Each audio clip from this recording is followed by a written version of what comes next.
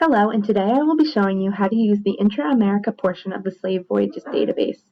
This database allows users to search ships and voyages associated with the intra-American slave trade.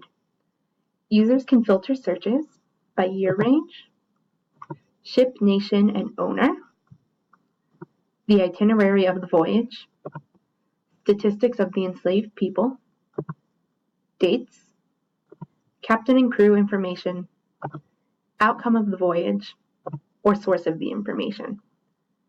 We'll start by searching for a voyage where the outcome was the shipwrecked or destroyed after embarking of slaves or during slaving.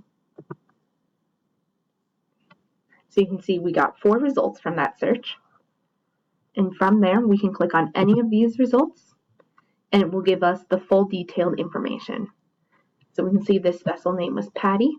It was owned by John Welch. It sailed under the flag of Great Britain. It was shipwrecked or destroyed, which is what we searched for.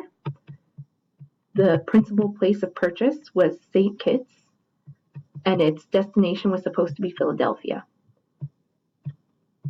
We scroll down more and we can see the captain name, as well as the statistics of the slaves aboard the ship.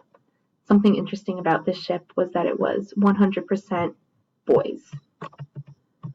And then all the way at the bottom we have the source data.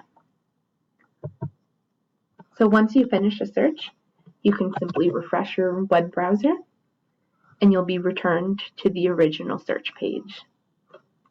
In addition to viewing this information as a database table, we can also view it in the form of summary statistics, data tables,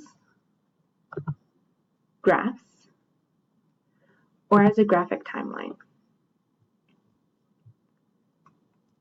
So this is just a brief introduction on how to use the Intra-American Slave Voyages database.